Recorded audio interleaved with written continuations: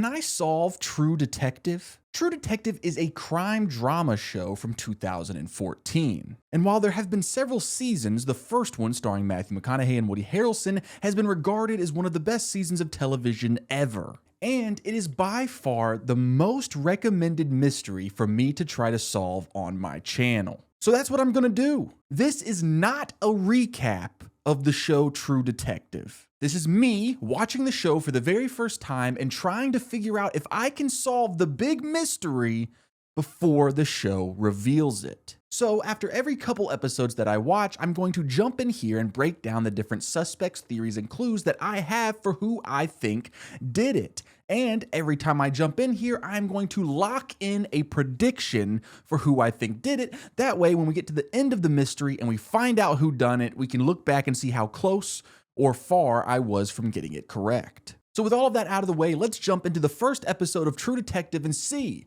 can we solve this mystery before the reveal? Also, trigger warning. The show will deal with lots of, death and murder and stuff. So, trigger warning. You ever see something like this? Jesus wept. Everybody knows there's something wrong with him. You wonder you're a bad man?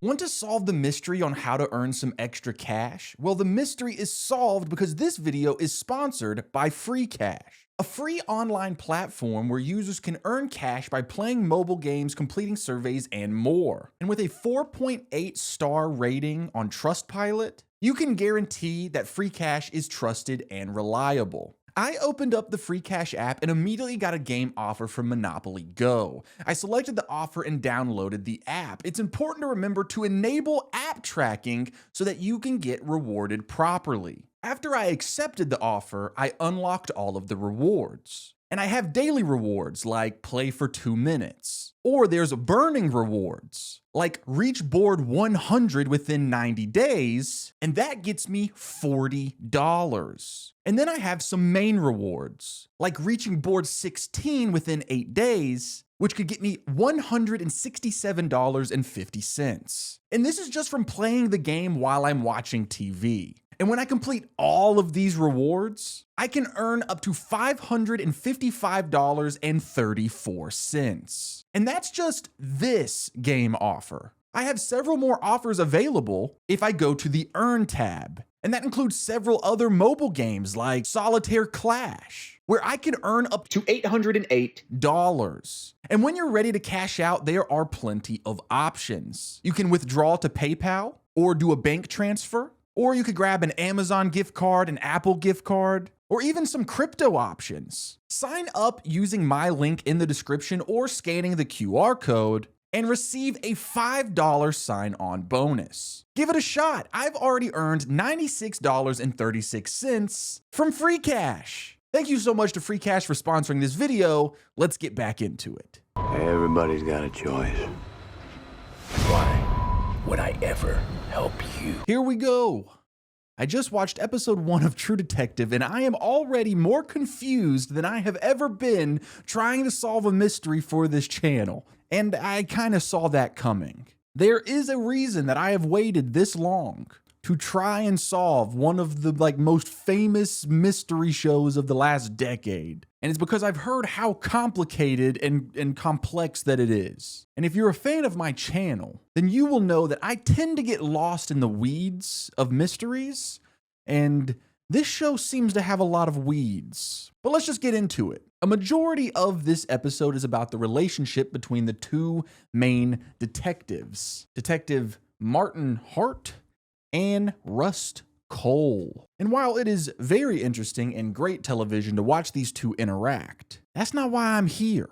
I'm focused on the mystery. And I gotta be honest, friends, right now, I'm conflicted. Let me explain. For most of this episode, I was under the impression that the mystery that we are trying to solve is who killed Dora Lang. Now, this is the woman whose body we find immediately in this episode. She's been tortured and killed, and her body was posed in an occult type prayer position at the base of a tree, with deer antlers and then this weird swirly symbol on her back. People are saying it's satanic. And all around the body is like these sticks tied together with rope, kind of, forming a bird trap type thing. And they are called devil traps. So obviously, a bunch of the people in these small towns in Louisiana are very religious. And they're freaking out because it appears that this is some sort of satanic ritual killing. Now, what's interesting about this show is that it's non-linear. So we're jumping around in time a lot. And while a majority of the episode takes place in the past when the Dora Lang case is happening, we also jump into a modern day version of Marty and Rust talking to some new young detectives about a new case. Because in modern day, another body has been found. And this is why I say I'm conflicted. Because there is a mystery on our hands. The mystery of who killed Dora Lang. And we do know for a fact that Cole and Hart solved this mystery because modern day Cole said that they caught him back in '95. But what's interesting is that there is this new case, right, where the body is found in a very similar situation as Dora Lang's body was found back in the day. And since they caught the original guy back in '95, then it can't be that guy. So that means who's doing this in modern day? I know what you're thinking. Chase, what if it's just a copycat killer? A fan of that true crime case from back in the 90s. The crime scene has things that were never released to the public that were exactly the same as when Dora Lang's body was found. So that means that whoever killed this new person in modern day had intimate knowledge about the Dora Lang case back in the 90s. And that is why these new young detectives are talking to Hart and Cole, because that was their case that they worked back in the 90s. And it is heavily implied, I think, that these young detectives think that Cole might actually be the killer of this new modern day crime. And to be fair, he is a strange guy. He has his demons. We see him struggle with alcoholism in this episode. We find out that his daughter died, which led to the end of his marriage. We see him living in a place with no furniture, and he's always waxing poetically about how humankind should cease to exist. And there's the information that before he was working in Louisiana, he was working back in Texas. And what he did in Texas, all of those files are classified and redacted. So it seems like maybe he has some sort of past. And also, the modern day version of him just looks like he's been through hell. Like this guy, handsome Matthew McConaughey. Current day? Or like modern day for when the show's happening? I'm not talking about modern day 2025 Matthew McConaughey, who is still attractive.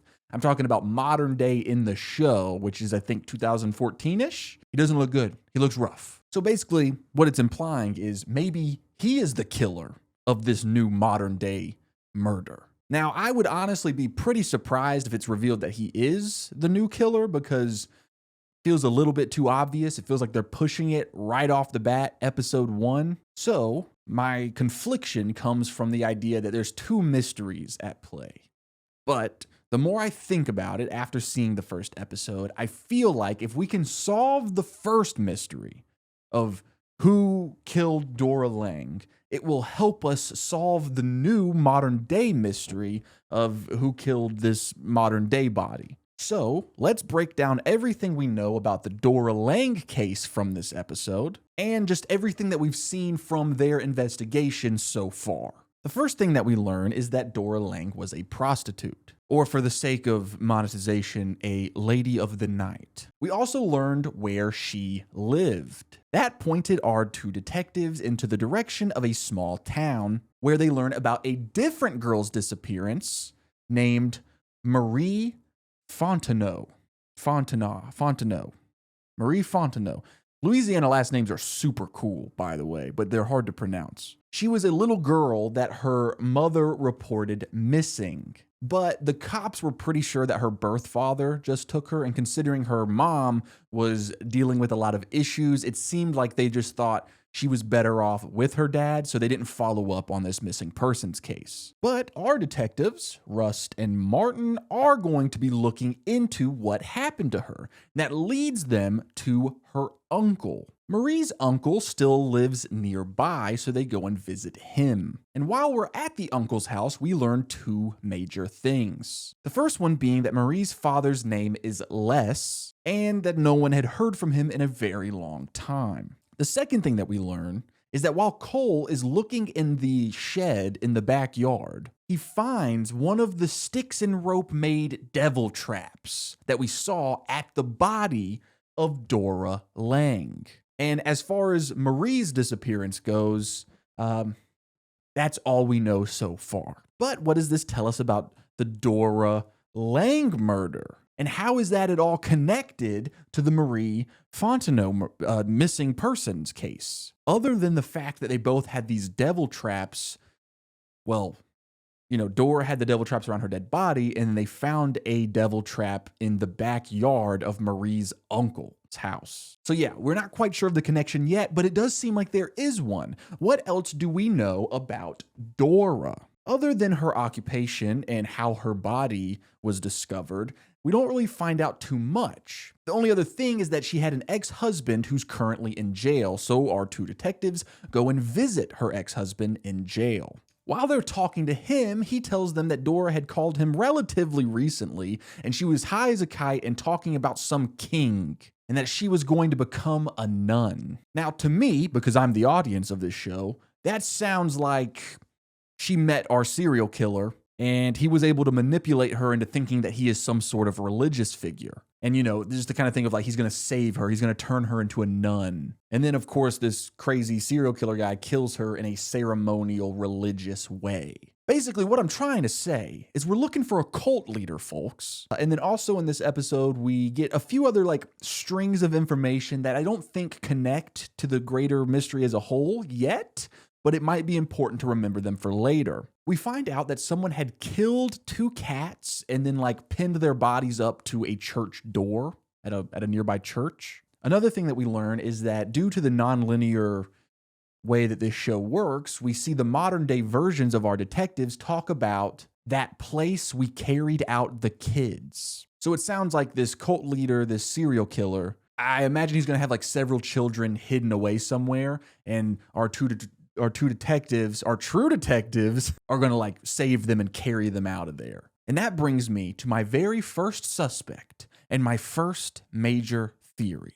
We do not meet many characters in this episode, as you can tell from the severe lack of photographs that are usually filling my conspiracy board. We meet some small characters, like some cops at the station. We meet the chief, our detectives higher up. And then we meet a character that feels like the show is practically begging you to remember. And that is this pastor character, Pastor Tuttle. He's a local pastor who is apparently very powerful because he is cousins with the governor. And the reason that we see him in the police station is because he is concerned about these anti-Christian killings, and he wants to put together a task force. That is very interesting. A pastor character who is heavily involved with local and state level politics, a powerful person with an agenda, and seems to have forced himself into this investigation. And if there is anything that I've learned from watching the show Criminal Minds, it's that serial killers love forcing their way into the investigation of their crimes. So I am feeling deeply suspicious of this pastor character, mostly because he's one of the only characters that we've met other than the two main characters, but also because I think it fits very thematically. Who better to convince troubled people that he is a religious figure that can save them than a pastor? Which leads me to my next suspect and my next theory, which is probably the only other character in this episode that felt like they were like, hey, meet this character. And that would be Marie's uncle. Now remember, Marie's uncle At his house, when they go and speak to him and his wife, I'm assuming it's his wife,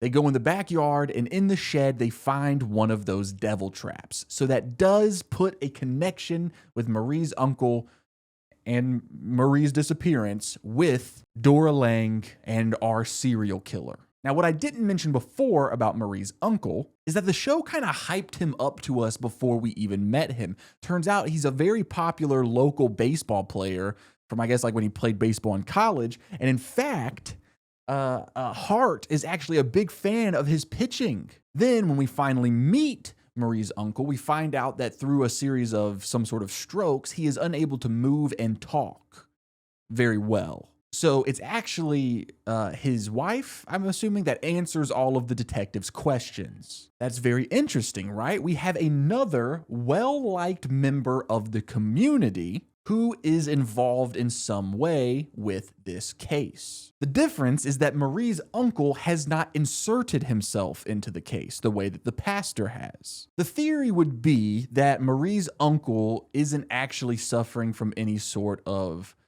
medical conditions, and he's just using it as a front to keep people from being suspicious of him. Now, I don't really love that theory, but it is a theory, and it's because we overhear in the background Hart asking the Marie's uncle's wife, like, hey, what is it that he's suffering from? And she doesn't really seem sure.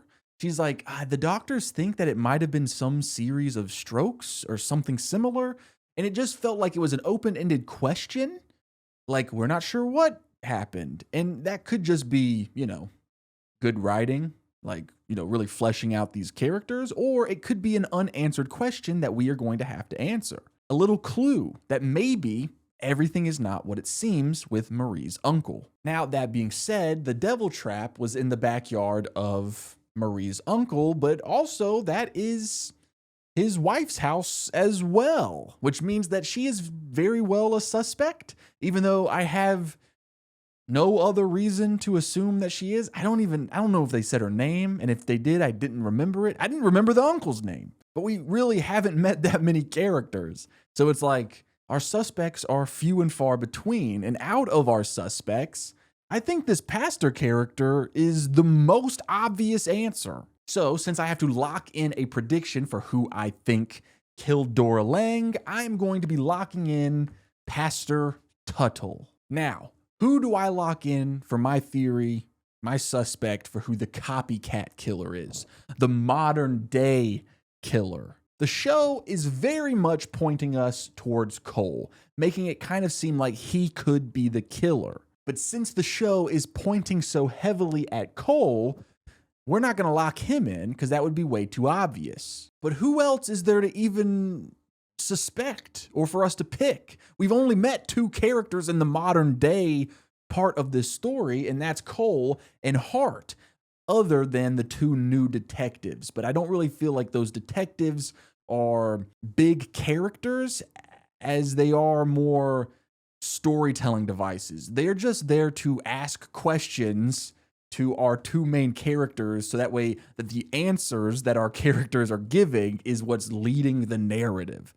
Does that make sense? So through process of elimination, if it can't be Cole because it's too obvious, then it's got to be Hart, right? Again, I don't have too much evidence, just like I don't have much evidence pointing out the pastor character, but through process of elimination from just the severe lack of major characters and suspects, I'm going to have to lock in Martin Hart, one of our two main detectives, for who I think caused the modern day killing, the copycat killing. My only motive, my only theory for why he would be recreating this killing from the 90s of Dora Lang that he worked on in modern day is maybe some sort of revenge. Apparently they worked together for like 7 years and they had a big falling out. And then they hadn't talked for like 10 years or something like that. And the whole time that they are talking about this in the modern day, because they are being interviewed separately by these detectives, Hart is playing it super cool. He's like, I don't hold grudges. That's the past. The past is the past. And he typically only has nice things to say about his former partner, who he had a major falling out with. Now, we don't know what that major falling out is, what caused it or anything like that, but maybe it was bad enough to cause Hart to want to recreate the Dora Lang murder and frame Cole as revenge, getting him arrested for this new murder. So I have locked in my two suspects, my two theories for who I think killed Dora Lang and the modern day killing. Nice. I have zero evidence to back up either of those locked in picks, but that's just how we do things. So let's go watch the next two episodes and then jump back in here. Oh, and real quick, if you like this video, subscribe. This is her diary, Marty. It reads like fantasy. Right now, I need you to be strong so that I can do my job. Sheriff, know you got underage working here? What do you know about where she come from? Yeah, most of the time I was convinced I'd lost it. You are upright only by the grace of this man's reputation. There are other times I thought I was mainlining the secret truth of the universe. Y'all are trying to jam somebody up. You're onto something new. I just watched episodes 2 and 3. Or should I say they watched me? They showed me a series of images that reflect into my mind. They're just telling me a story to make me feel. And what I feel is the bigger story. So when I say I watched episodes 2 and 3, what I mean to say, they watched me watch it. In all seriousness, things are heating up quickly. So let's just jump right into what I locked in the last section, which was this pastor character. And although we have not actually seen him again since when we first and only saw him in episode 1, we have definitely heard his name brought up. And plus, these two episodes are filled with talks about religion and pastors. And because there's so much talk about this, I'm feeling extremely confident about my theory. But the only way to kind of explain my thought process is by breaking down everything we learn about the investigation in these two episodes. Now, if you remember at the end of episode 1, the episode ends with our detectives finding some of those devil traps in Marie's uncle's backyard. Now, that didn't really point them in any direction because the aunt was like, well, I thought maybe that's just something she made in school. And so that's where our trail goes cold for the missing Marie Fontenot. But the trail on Dora Lang's murder gets hot because these two detectives go and talk to Dora's mother. Now, just a quick refresher because I know I don't have a lot of pictures, but I have a lot of names. So as a reminder, Dora Lang is the dead body that we found in kind of this ritualistic killing scene at the very beginning of episode 1. Dora Lang is whose murder we are trying to solve. Now, Dora's mom mentions that Dora had recently been going to church. So then they go and talk to Dora's friend, Carla. And Carla tells them about how Dora had been going to church lately. And this conversation leads them to the ranch, which is like a place where a bunch of ladies of the night live and work. And we found out from Carla, Dora's friend, that Dora had spent some time there. On the way to the ranch, Cole brings up to Hart that the guy that they're hunting is religious in some way. And then we get to the ranch and our detectives are talking to a few of the ladies there, and they mention how Dora had been going to church lately. Then they get a hold of Dora's diary, which inside of, she has a couple of very strange entries. I closed my eyes and saw the king in yellow moving through the forest. And the king's children were marked. They became his angels. Now quickly they're like, when the body was found, her body was filled with LSD and meth. So they're like, obviously, whoever did this has been drugging her for a while. And with her being drugged so often and so frequently, she probably had no moments that were sane. She was kind of just living in a constant fog of insanity. But I think that these passages in the diary kind of tell us everything. King in Yellow is moving through the forest. This king in yellow is probably our cult leader, our serial killer. He marks his children and they become angels. All of the dead bodies are marked with this spiral symbol before they become angels, aka die. And notice how I said all of our dead bodies, because yes, there is another one that we will talk about momentarily. The journal, the diary, also had a flyer in it. And this flyer led our detectives to a tent revival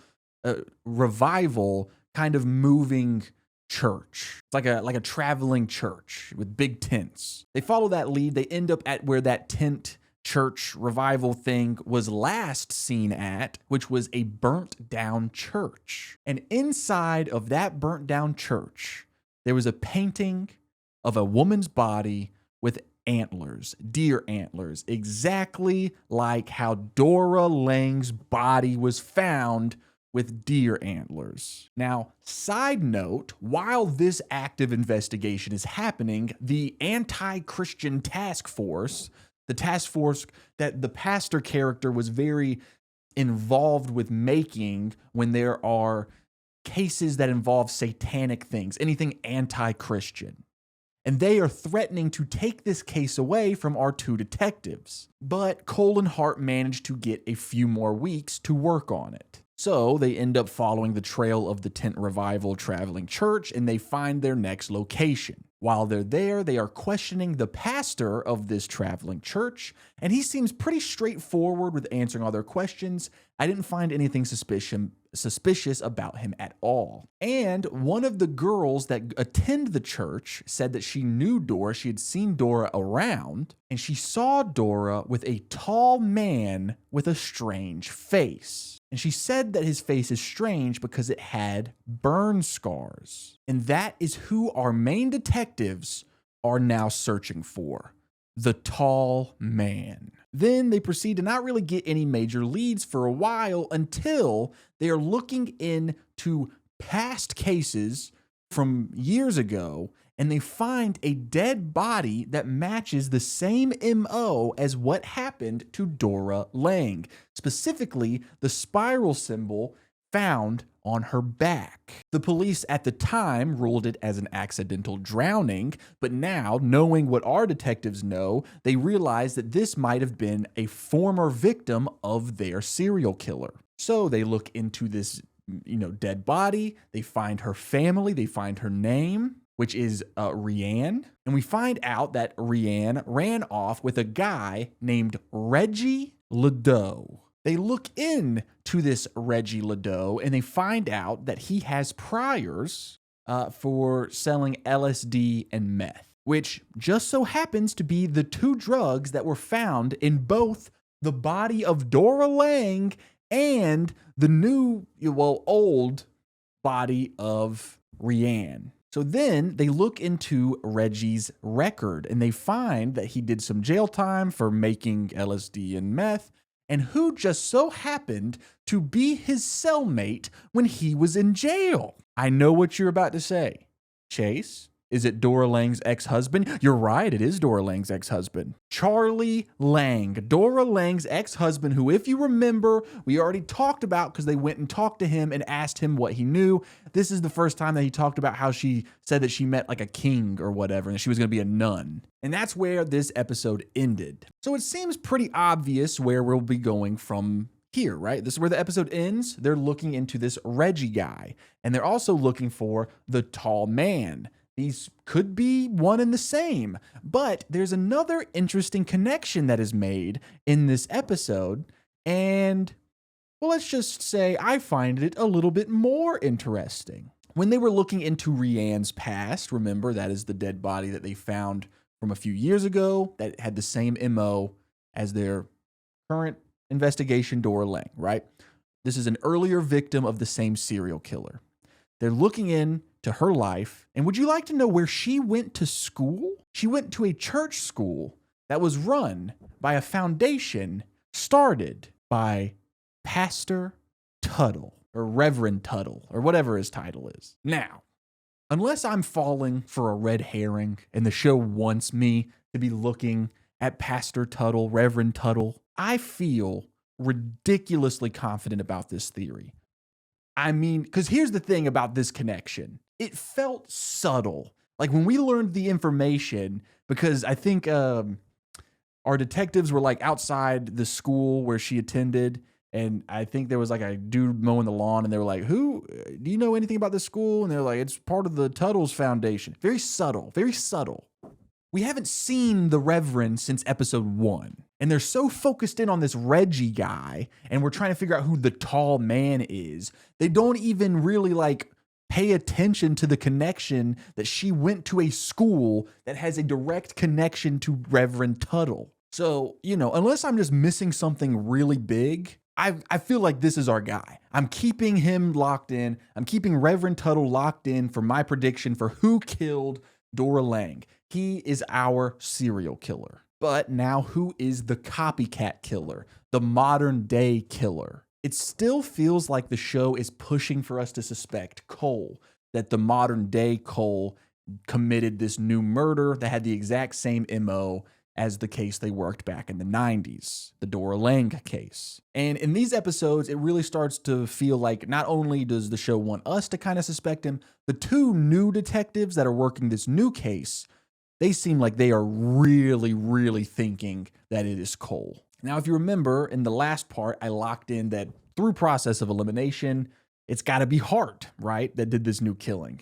And I do think that there is some legs to this theory. In these episodes, these two episodes 2 and 3, we find out that Detective Hart is not exactly who we thought he was. He's cheating on his wife. Then when he finds out that his mistress is like dating another guy, he freaks out, knocks her door down, beats up that guy. It's crazy. And he justifies all of his actions. And just like he has giant issues, and he just kind of makes them seem like it's not a big deal. They're not his fault. And that's something that Cole actually calls him out on at one point during the investigation. He says that Hart is incapable of guilt. And I think that he's exactly right, because during the modern day storyline, when Detective Hart is talking to the new detectives, the modern day detectives, I'll probably call them the copycat detectives to try to keep a clear divide. While he's talking to the copycat detectives, he talks about how him cheating on his wife was almost a good thing.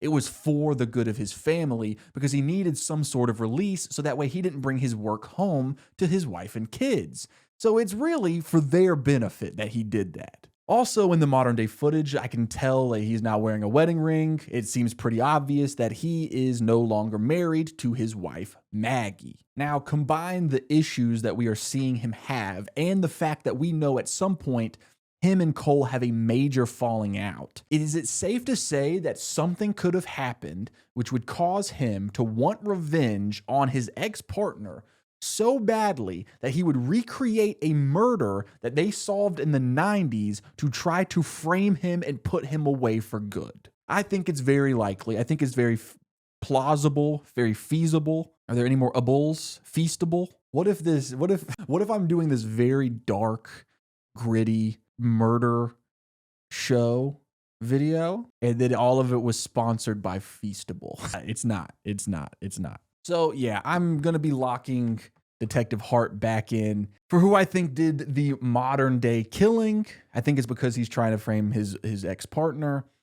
Again, I really just have nothing to go off but process of elimination. The only two characters we have met in the modern day setting are these two who we've been following. And then, of course, there's the new detectives, the copycat detectives. And again, they're not really much of characters. They're more of just storytelling devices. They're just there to help push the story forward, because the story that we're hearing about the investigation of Dora Lang is being told to us through the narration of their interrogation with the new detectives. Does that make sense? I feel like because this show is so complicated, because it's so dense, I'm repeating myself a lot, and I'm like, maybe I'm reaffirming the information too much, and I apologize if that's annoying, but I just, a lot of these characters don't have pictures. You know what I mean? Like, I just hear a name, Reggie. I don't know what Reggie looks like. So I'm trying my best to keep everything organized and easily palatable for the audience. But, if I'm not doing a good job, just dislike the video, leave a hate comment, unsubscribe, follow me on Instagram and DM me a super hateful message, and then unfollow me. So that way I don't get the follow. I just get the hate message. I'll see it.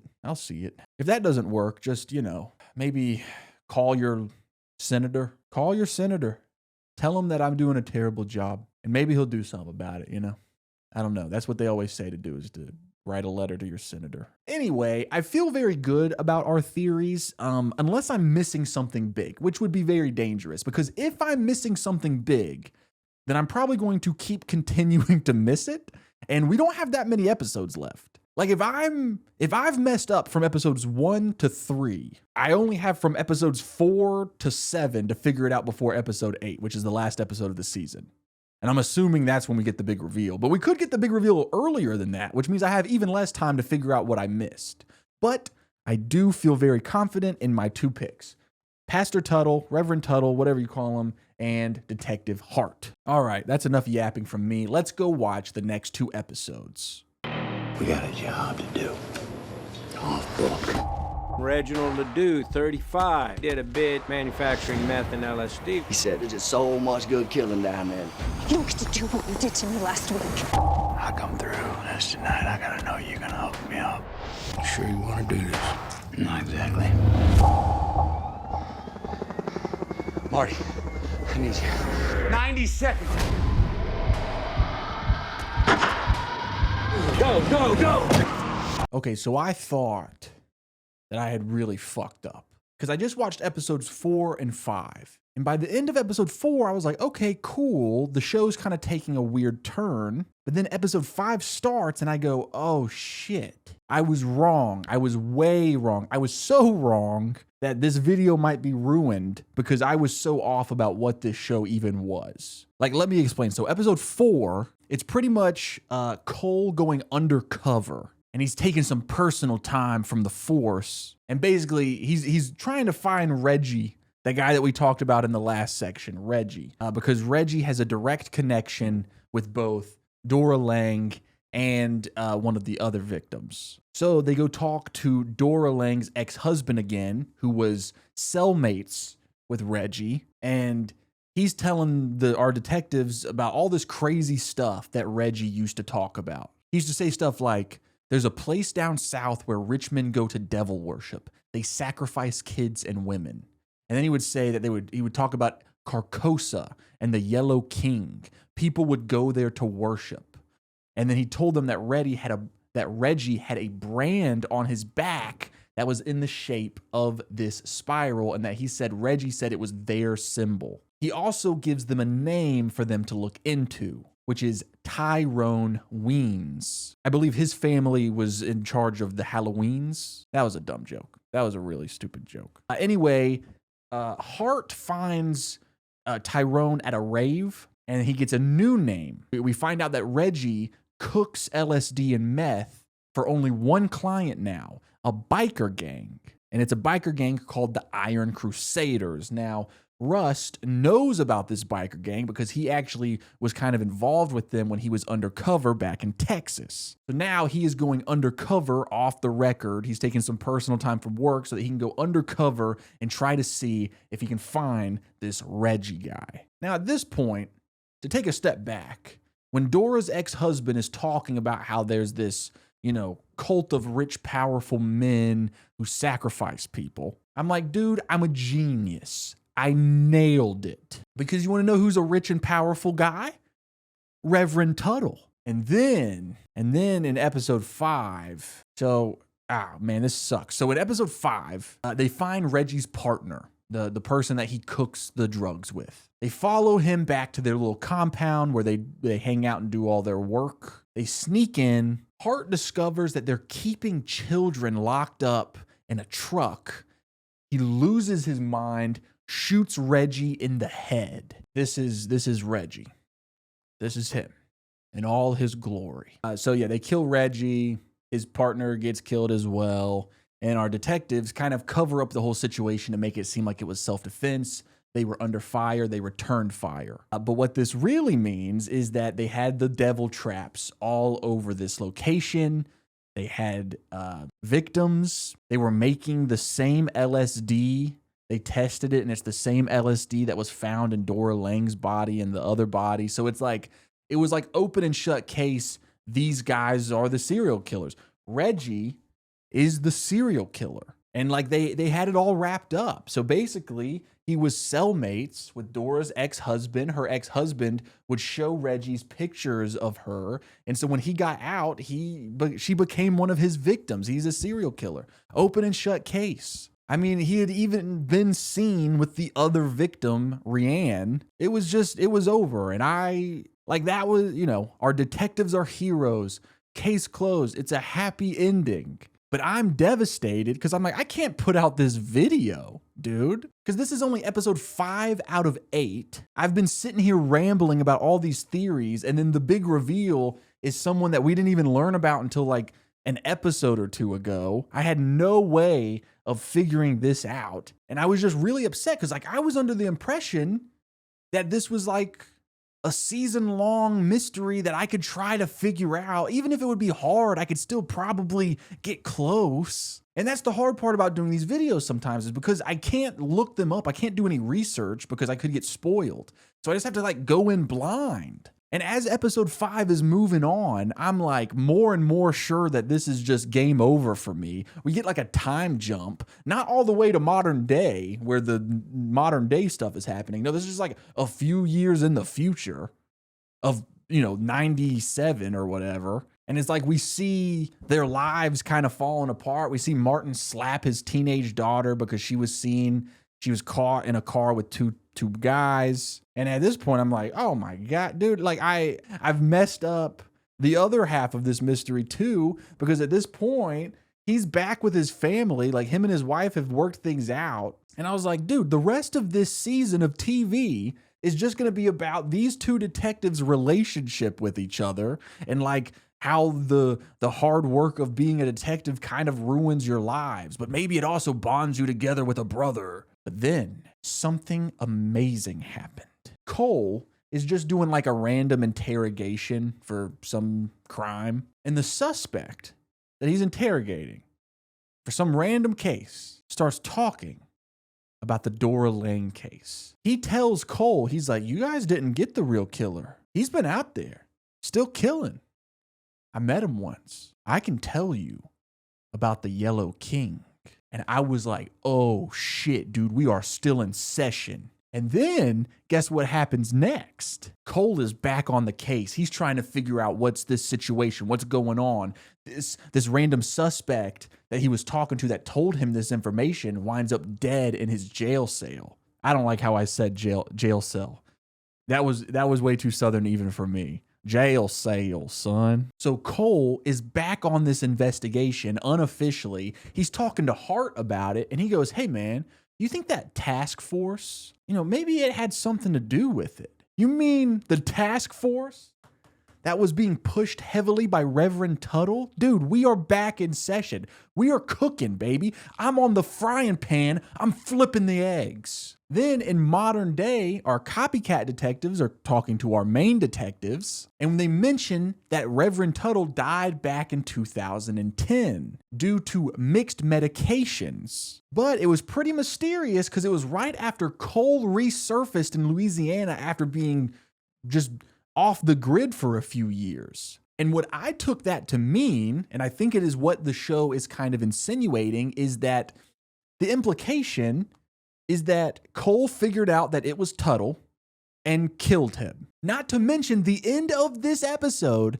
ends with him in one of Tuttle's schools, and all around are those devil traps. So guys, what I am saying is that we still have 3 episodes left, so anything could happen. But I really do think we nailed it, and I do think that Reverend Tuttle is going to be our serial killer. And because I'm feeling so good about that, I'm keeping that locked in for the main mystery, my main suspect for the main mystery. Now let's talk about the copycat killing set in modern day. I no longer think that it is Hart. I had that whole theory that I thought Hart was he committed this murder to try to frame Rust to get him, arrested as revenge for whatever caused their falling out. And that is a great fun theory, but it's out the window because in these episodes, we straight up see our copycat detectives tell Hart that not only do they think that Rust did the new copycat killing, They also think that he did all of the old killings, the Dora Lang and all those as well, and who was kind of manipulating the investigation away from him. And they even confront Cole about it, modern day Cole. And they have pictures of him at the new crime scene like 5 different times. So they think they don't even think, they are certain that he is somehow involved in this new case. Now, personally, I don't think that's the case.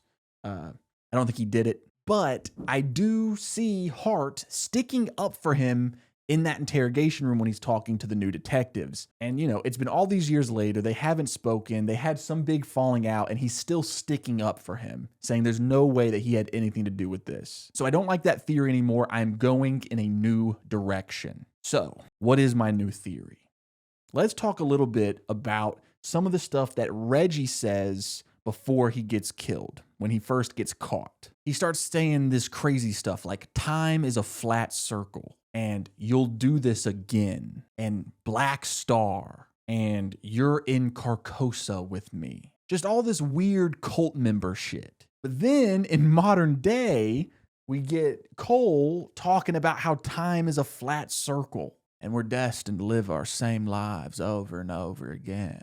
Now, to be completely honest, the whole concept kind of goes over my head, but what I think the implication is, or at least what the theory could be, is that maybe there is a supernatural sci-fi element to this. Time is a flat circle. You'll do this again. What if the big reveal isn't even necessarily supernatural, more so open-ended and confusing? Like, what if in modern day we see Hart and Cole team back up, they figure out who has done this new killing, and it's revealed to be the same person who did the original killings back in the 90s that they thought that they had caught. You know, maybe it was a kind of thing where it was Tuttle, but he faked his death and, you know, Cole didn't actually kill him. Or maybe it's someone else that I've missed, and the idea is we, the audience, are like, how is he still alive? We saw him get caught and killed, but then time is a flat circle or something like that. Or I could be way off, and maybe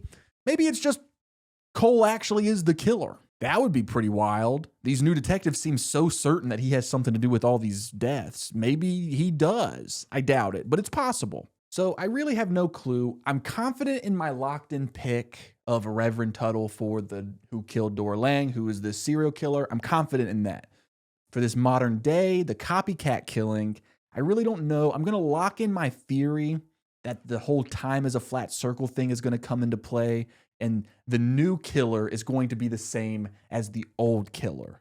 And it's going to be like, how is he still alive? And then Matthew McConaughey is going to go on this whole monologue about how he was then and he's now. He killed Dora Lang, but then he killed the new person too. Somewhere died in the middle. That's actually a pretty baller last line. All right, I thought that this was over and that it was a miserable result. But it turns out that not only is it not over, but this show has so much mystery left. It's incredible. I'm having a great time. The emotions that I've been feeling, it's been a roller coaster. So let's go watch the next 2 episodes and find out what else we can learn. It's coming from my files, Marty.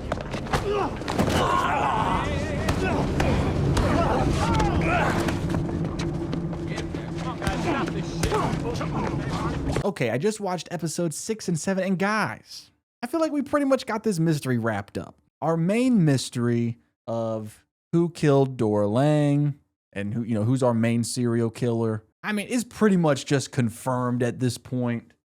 Reverend Tuttle and his rich, powerful friends. Not only do we know this, but Cole has gotten this figured out. Way back in the day, he visited Tuttle, and Cole is always talking about how if he just spends 5 minutes in a room with someone, he can know if they're guilty or not. And he seems like he knows for sure Tuttle is guilty. Tuttle got him suspended after this confrontation, and then shortly after that, Cole just quits the force altogether because of an altercation he has with Hart. Basically, Maggie, who is Marty's wife, found out that he was cheating on her again. So to get back at him, she showed up and slept with Rust, she kind of took advantage of him because he was very drunk. And she did that because it would hurt Marty the most, because it's his partner. And then so they fist fight outside the police station. It's pretty crazy. And then Russ just quits. He's like, I'm out. It's a whole thing. But what's really important is that Rust is on to Tuttle. He breaks into a bunch of Tuttle's houses because for some reason he owns 4 houses in the state of Louisiana. And so he's breaking into these houses. And in one of the houses, he finds what he is looking for. He finds pictures and videos of what him and his rich, powerful friends were doing. The sacrifices, the torturing. And there's a videotape that includes footage of Marie Fontenot, who was the missing girl, which means we officially know what happened to her. She is also a victim of our serial killer, Reverend Tuttle. And then Tuttle ended up dying because of mixed medication. Now, Cole says that he did not kill Tuttle.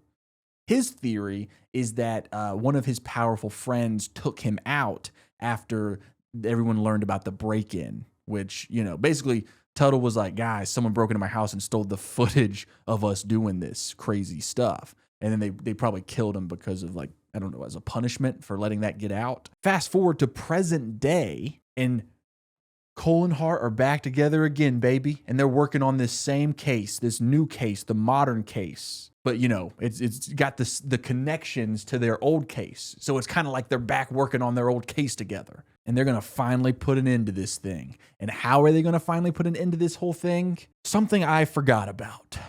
The tall man with scars on his face. I totally forgot about him. And he's kind of really important. And we never caught him. We never figured that out. And it seems like whoever this tall man is the one that did the copycat killing. And we kind of get a bunch of scenes of Cole investigating. And he would go and he talked to the girl that they saved from the compound.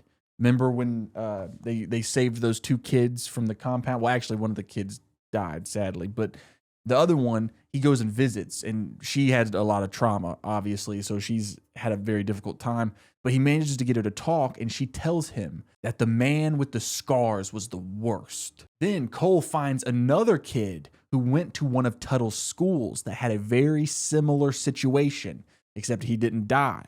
Talks to him, and he talks about the man with the scars on his face. And he talks about how he felt like he was asleep, but he was awake. Essentially talking about being drugged by the LSD and seeing all of the men with animal masks. So, our modern day Marty and Rust are looking for the tall man with the scars on his face. So, they're doing this investigation. They're trying to figure out who this is. Through some of their investigation, they figure out that who this tall man is probably one of Tuttle's half-brothers, because it turns out that Reverend Tuttle's father had a ton of children with lots of different women.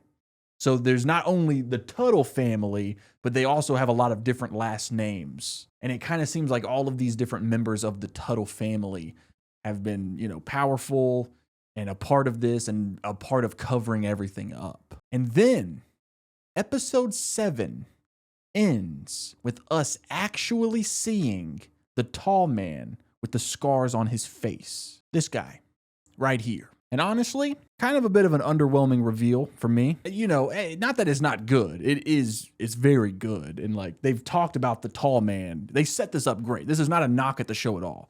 It's just, when I'm over here talking about crazy theories, like, well, maybe Rust did it. For the reveal to just be like, no, it's just this other crazy guy. Another thing that we learn is our detectives managed to find this old lady who used to work for the Tuttle family, Grandpa Tuttle. And, she's talking about how, they always had so many kids running around. Grandpa Tuttle had so many kids. And then Cole shows her some pictures of the devil traps. And then she just kind of snaps on him and just starts talking. Carcosa? Him who eats time, him robes is a wind of invisible voices. Death is not the end. Rejoice, you Carcosa, rejoice. So what I'm thinking is that this was just like a fucked up family who was very powerful, and through LSD and meth invented some sort of cult-like religion that through drugging people and taking advantage of people created some sort of, psychosis, shared psychosis with anyone who really came in contact with them. So yeah, basically what I'm saying is I think I'm proven correct. I was correct. Pastor Tuttle and his crazy family of powerful rich people have done this. He's the serial killer. As for the copycat killer, I think I got that one wrong because it seems to be this guy, the tall man. And, I didn't lock in the tall man. So I feel like I got close. 50% accurate feels, I'll take that. I mean, we still have one episode left. There's the off chance that something crazy happens. And maybe, Rust actually is the killer, or Hart is actually the killer, or someone we've never met entirely is the killer. I would be very surprised if any of that happened, but it's a possibility. There's only one thing left to do, guys. If I want to get this win in all of its glory, we got to watch the final episode and find out if I solved True Detective before the reveal. It's been weeks since I left my mark. Would that they had eyes to see. You know something, you're obstructing. We don't know. This is closer. Take off your mask. He's gonna come for you. He's worse than anybody.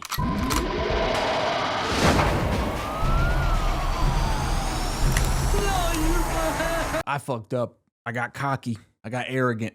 I thought that the mystery was solved. Turns out the mystery was not solved. Ah, man. The Reverend Tuttle is not the serial killer. He's not the one who killed Dora Lang and the others. He was definitely a part of it. Don't get me wrong. He was involved. But it turns out the tall man with the scars on his face, he's behind everything, including the copycat kill in modern day. So even though I feel like we got really close, this does not count as a win. But to be fair to me, we don't meet Errol, who is the tall man, the serial killer. We don't meet him until the very end. Like, we didn't meet him in episode 1. So how was I supposed to solve it in episode 1? And honestly, I feel like we got about as close as you could get to solving True Detective season 1. But I will say something that I missed entirely is we actually met him back in episode 3. He was the guy on the lawnmower that our detectives talked to. And that's where we actually first learned the information that was a Tuttle school. So we did see him. Now, it would have been insane behavior if I locked in a random dude on a lawnmower that we meet for maybe 45 seconds. If I was just like, that guy's the killer, that would be insane. The comment section would be filled with fake. So yeah, I mean, that was not happening. There's no way I was going to figure that out, but we got close. Okay. But you know what? Even though I lost, our detectives did get a win. They managed to kill Errol. They kind of put this thing to rest. There are a lot of powerful men out there who got away with what they did, because we even find out from like a little news report at the end that Senator Tuttle, which is, remember how I talked about how Reverend Tuttle's cousin was the governor? Well, now he's a senator. And we get on the news where it says, it has been debunked that Senator Tuttle is a part of the family of this serial killer madman. So, the rich and powerful are getting away with doing these insanely fucked up things. But man, this show is wild, dude. I totally understand why everyone talks so highly about it. It was a blast watching this. And even though the mystery is practically impossible to solve, I'm so happy that I did this video, because it gave me an opportunity to watch a show that I just had so much fun. I really liked the show. There are 3 more seasons of True Detective. So if this video does well, I will probably make videos trying to solve those seasons as well. Also, I did a True Detective parody called Grandma Got Ran Over. It's a Christmas, like the song Grandma Got Ran Over by a Reindeer. It's down below, link down below. Thank you again to our sponsor for this video. All right, Chase Clothes.